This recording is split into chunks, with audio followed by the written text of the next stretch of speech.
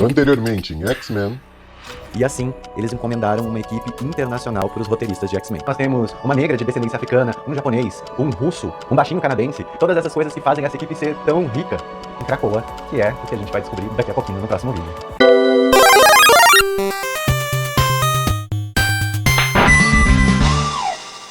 Os tempos mudaram e os X-Men não são mais os mesmos. E você já consegue ver isso na capa de X-Men Giant Size de 1975. Acontece que os X-Men foram cancelados lá em 1970, como eu disse. Na verdade, a revista em si não foi cancelada, ela foi republicando histórias originais antigas da equipe, mas é como se os X-Men parassem no tempo. Apesar dessa parada no tempo, eles continuam aparecendo em histórias aqui ou ali. Em 1972, um caso muito importante para os X-Men é quando o Fera temporariamente deixa os X-Men para trabalhar com as indústrias Brand. E lá ele acaba sofrendo um acidente, ele faz uma fórmula e se transforma no Fera que a gente conhece finalmente, com a sua pelagem que no início era cinza e depois se tornou azul como a gente conhece. Os X-Men continuaram aparecendo aqui e ali, assim como o Homem de Gelo aparecendo na revista do Homem-Aranha, coisa que vai ser bem importante pro Homem de Gelo, porque na TV ele acaba fazendo parte daquela série Spider-Man and Friends, junto com a Flama, que foi uma personagem criada para a série. Os X-Men aparecem nas revistas dos Vingadores, aqui e ali, mas a revista mesmo deles, eles não têm mais. Acontece que em 1975 a gente tem uma história que veio para mudar. O departamento de marketing da Marvel pede para os artistas que estão envolvidos com o relançamento da equipe façam realmente uma nova equipe diversa, pensando no globalismo. Eles achavam que era muito importante a Marvel crescer fora dos Estados Unidos, o que foi um acerto, porque realmente pela primeira vez nós tínhamos personagens que as pessoas poderiam se identificar fora dos Estados Unidos. Então a gente tem essa primeira equipe étnica multicultural. Se você teve alguma proximidade com X-Men nos últimos anos, você sabe que eles estão morando numa ilha mutante, que se chama Krakoa. E é exatamente essa ilha que foi o ponto de virada lá em 1975 para a equipe.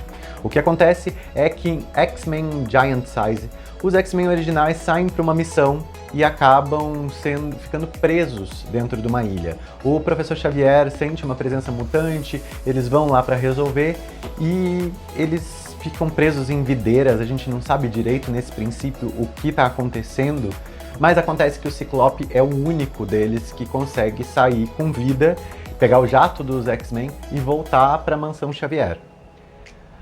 Enquanto isso, o Professor Xavier, desesperado com a perda dos seus pupilos, ele acaba convocando mutantes que já tinham passado pelo seu caminho. Desde a Tempestade, que ele tinha conhecido quando criança, o Banshee, que já tinha sido um vilão para os X-Men, assim como o Shiro Yoshida, que é o Solaris. Quase todos eles tinham já aparecido em histórias. Essa história da Tempestade foi um retcon, ou seja, eles voltaram no tempo para falar que isso aconteceu antes. Mas aqui nessa história ela é uma personagem completamente nova, junto com o Noturno e Colossus. Curiosamente, são os personagens que mais fizeram sucesso e mais tiveram investimento. O Ciclope nem teve tempo de treinar junto com essa nova equipe e eles foram para essa missão. No meio dessa ilha, eles acabam enfrentando alguns perigos até que encontram os X-Men originais. E a ilha começa a atacá-los. E é nesse momento que o Xavier, com seus poderes telepáticos, enquanto ele está lá monitorando as suas equipes, ele acaba descobrindo que a ilha está viva e que ela tem uma mente. E com isso ele faz um plano que envolve ali o poder de todos os X-Men, usando os poderes magnéticos da Polaris, mentais da Jean, os poderes de controle de tempo da Tempestade, fogo, tudo mais. É quase um terra, água, fogo, vento. Formam o grande campeão da Terra, o Capitão Planeta. E com isso, eles conseguem tirar a ilha do planeta Terra e colocar ela em órbita. Sim, era assim que os X-Men resolviam as coisas nessa época. E assim, voltam aí os seus mais de 10 X-Men para a mansão e começam as desavenças. Nessa primeira edição a gente já descobre que esses X-Men novos, apesar de serem mais poderosos, alguns deles, e mais experientes com seus próprios poderes, eles não sabem lidar em equipe, eles não sabem quais são os pontos fortes e fracos de cada um. Uma coisa que a equipe original era bem concisa, eles se criaram como heróis, se criaram como mutantes juntos. Nessa primeira noite na mansão já tem muita coisa, tem briga do Homem de Gelo com os novos X-Men, e você percebe que o clima não tá muito legal, e é assim que os X-Men originais decidem que eles querem ter vida normal. Eles percebem nesse momento que existe uma nova equipe que pode dar conta desse problema que é a ameaça mutante e a ameaça contra os mutantes no mundo, então eles decidem, quero viver a minha vida. Cada um vai para fazer uma coisa, todos eles decidem juntos, inclusive o Ciclope. Acontece que pouco tempo depois, quando todos já voltam com as suas roupas civis ali, o Ciclope ainda está de uniforme, e é quando ele conta para os X-Men que ele não quer sair da equipe, que ele não tem muito para onde ir, não tem uma família, então ele quer ficar com os X-Men. A família dele é os X-Men. A família dele é os X-Men. Ao estudo da concordância. Depois de muito tempo, foi criada uma história que mostra exatamente como foi essa primeira noite. Mostra ali os primeiros flertes de Wolverine e Jean Grey e tudo mais. Ela se chama A Primeira Noite. E é uma história muito interessante. Aqui a gente começa a entender qual é a importância desse tom novelesco de X-Men. X-Men não é só sobre poderes, e todas as vezes que a equipe se perdeu do prumo, era exatamente porque esquecia de tratar cada um deles como ser humano, como indivíduo, e tratar só como mutante superpoderoso. Mutante superpoderoso. Mutante superpoderoso. Mutante superpoderoso. Vá lá para o livro, por favor, leia tudo que está escrito ali. Então, a partir daqui, os triângulos amorosos, os problemas pessoais, a claustrofobia, o ego inflamado de alguns deles, tudo isso vai ser bem importante na história. Tudo isso começa a diferenciar bem e dar cor para os personagens. A revista dos X-Men tinha parado de ser publicada em fevereiro de 1975, talvez já prevendo que eles iriam relançar a revista. Então, no número 94, em agosto de 75, X-Men volta a ser publicada, já com essa história onde os X-Men originais saem da equipe e ficam os novos X-Men. Eles acabam tendo muito desentendimento na equipe durante os treinamentos, muita dificuldade de aceitar ordens, o Pássaro Trovejante com muita dificuldade de aceitar ordens do Ciclope. O Shiro Yoshida já desiste de cara da equipe e vai embora, ele decide que não é para ele trabalhar com uma equipe de mutantes.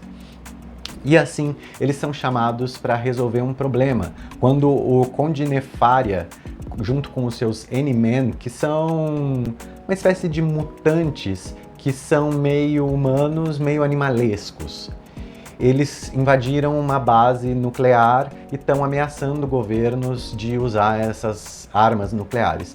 E assim, foram os novos X-Men para essa primeira missão, e é ali que, com muitos percalços, eles acabam conseguindo lidar com esses N-Men, começam a lutar com eles. O Professor Xavier, sempre monitorando a equipe, ele percebe que o Conde Nefaria ia fugir e ele pega uma pequena nave, um pequeno aviãozinho. O Pássaro Trovejante decide ir atrás do Conde Nefaria. O Ciclope diz que ele não deveria fazer isso, mesmo assim ele não quer saber, pula nesse aviãozinho e começa a danificar o aviãozinho para que o Conde Nefaria se renda. Acontece que no meio de tudo isso, ele acaba acertando demais esse avião e o pequeno avião explode, e assim a gente tem a primeira morte de um X-Men de verdade. Sim, o Pássaro Trovejante teve pequenos lapsos de ser ressuscitado, mas nunca foi ressuscitado completamente até hoje. Ele permanece morto nas histórias E isso é um grande ponto para os X-Men, um ponto de virada, porque é ali que alguns da equipe começam a entender a seriedade do que eles estavam fazendo, outros questionam a autoridade do Ciclope e do Professor Xavier, e assim a gente encerra a segunda missão desses novos X-Men.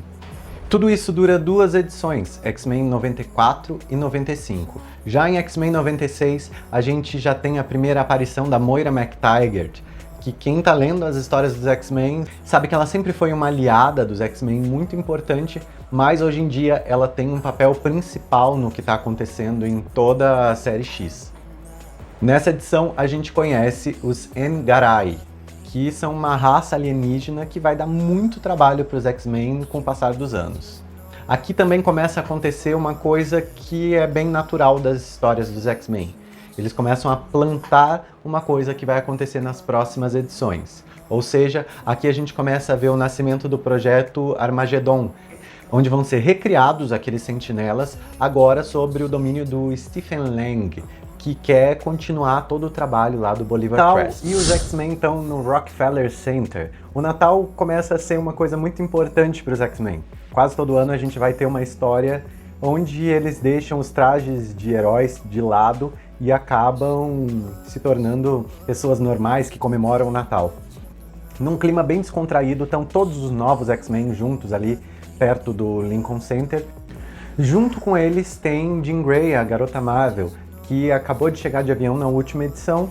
Acontece que num breve momento em que Jean e Ciclope foram jantar num restaurante, os X-Men foram atacados pelos Sentinelas. Sim, aquele projeto Armageddon, que apareceu há 2 edições atrás, ele se mostra e esses Sentinelas acabam capturando a Garota Marvel, o Banshee e o Wolverine. E assim eles são levados e os X-Men ficam meio à deriva, sem saber o que está acontecendo, para onde foram levados os seus amigos. Paralelamente a isso, o Professor Xavier está em férias e ele acaba encontrando um velho amigo que convenientemente é um astronauta e comanda um projeto espacial. Esse homem se chama Peter Corbeau. Assim, de volta para a mansão com o Professor Xavier, o Ciclope e os X-Men restantes tentam usar o cérebro para localizar os X-Men perdidos, mas eles não conseguem. E bate um desespero, será que a Garota Marvel, Wolverine e o Banshee morreram? Corta para um lugar ermo, onde a Garota Marvel, o Wolverine e o Banshee estão presos. Eles conseguem se libertar, conseguem começar a fugir no meio desse lugar onde eles estão, quebram uma parede para fugir e eles se encontram no meio do espaço sideral. Sim, é a primeira vez que os X-Men começam a ir para o espaço. Outra coisa que é bem ligada à equipe e que começa aqui. Ao descobrir que os X-Men capturados estão no espaço, o Ciclope consegue uma nave para ir até essa estação espacial. O projeto Armageddon está usando uma antiga base da SHIELD. E assim, os X-Men estão indo pelo espaço numa nave espacial que está sendo pilotada pelo Dr. Peter. E quando eles estão quase chegando, o Stephen Lang descobre, sente a presença de mutantes com os seus computadores e manda os sentinelas atacarem essa nave. Como o Peter Corbeau é um ótimo piloto, ele consegue desviar, mas acaba batendo com a nave dentro do ancoradouro da estação espacial. E assim, a nave tem algumas avarias. Guardem essa informação, ela é importante. Os novos X-Men começam a lutar com sentinelas dentro da base e o Ciclope vai até o Stephen Lang. E quando ele tá com o cara nas mãos dele, eles são interrompidos pelos X-Men originais.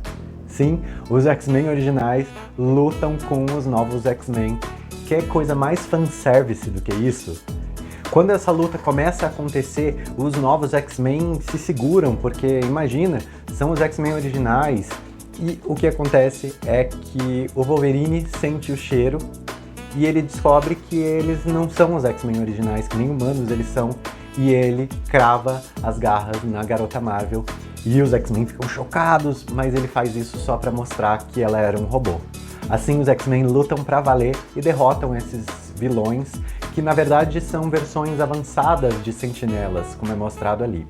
A luta continua com mais sentinelas, o Stephen Lang, até que os prisioneiros são soltos, a Garota Marvel joga o Stephen Lang contra as telas de computador, acontece uma explosão e os X-Men têm que fugir logo dessa base porque tudo tá para explodir.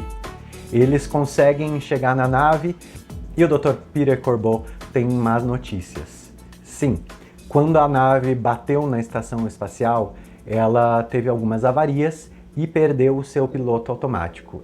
Alguém teria que pilotar essa nave, enquanto os outros teriam que ficar em casulos de animação suspensa que também estavam presentes nessa nave. Quando ele conta isso para os X-Men, a Jean já toma a frente, absorve todas as memórias dele como pilotar uma nave espacial, ela absorve isso com a sua telepatia e já está pronta para usar a sua telecinese para conter a nave e não deixar que a nave se decomponha ao entrar na Terra.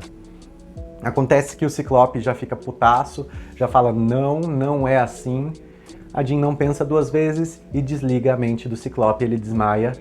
O Wolverine tenta dar uma dissuadida dela, mas ela fala que ela sabe o que ela está fazendo. Assim, todos os X-Men e o piloto da nave vão para esses casulos de animação suspensa e a Jean fica sozinha. Ela começa a pilotar a nave, a radiação começa a ficar muito forte, porque apesar dela estar mantendo a nave com os seus poderes telecinéticos, a radiação consegue entrar ainda assim. E é nesse momento que a Jean começa a lutar pela sua vida, usando seus poderes. Os X-Men caem na Baía da Jamaica e assim a gente termina a revista X-Men 100. Sim, toda a revista 50, 100, todos esses números fechados assim, sempre acontece alguma coisa mais especial nessas revistas. E isso é um costume tanto dos X-Men quanto de quase qualquer quadrinho.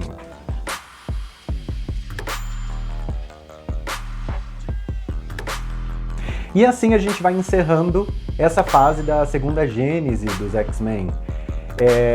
Como vocês viram, a gente encerra num ponto crucial para o próximo vídeo, que é a Saga da Fênix. Então, segura aí, já aproveita, vê outros vídeos aqui do canal, deixa seu like se ainda não deixou e se inscreve para você ficar sabendo de todas as novidades que aparecem por aqui. Eu sou o Daniel Guizar e você está no Decifra Geek.